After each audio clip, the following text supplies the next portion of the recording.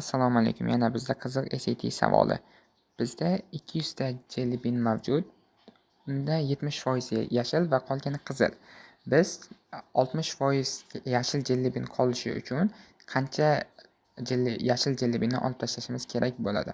Xo'p, bizda jami 200 ta jelly bean mavjud va bu 100% degani.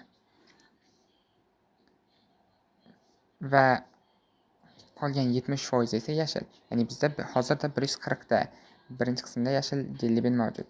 Biz olishimiz kerak bo'ladi. Bizda qolgan 30%, ya'ni o'zgarmas qizilni olishimiz kerak. Ya'ni bizda boshda ham 60 ta qizil jelly bean bor edi va bundan keyin ham 60 ta qizil jelly bean mavjud bo'ladi. Endi biz bu 60 ta keyingi safar bu 40% bo'ladi. Ya'ni 60% qolishi uchun bizda 40% qolishi kerak bo'ladi. Endi shunda bizda jami 150 ta jelly bean bo'ladi. Ya'ni dastlabki 200 tadan hozirgi 150 tani ayiradigan bo'lsak, bizda 50 ta qoladi. Biz faqatgina yashil jelly bean oldik va javobimiz 50 ga teng bo'ladi. Xohlasangiz keyin tekshirib ham ko'ring. Ko'proq savol uchun sahifamga obuna bo'ling.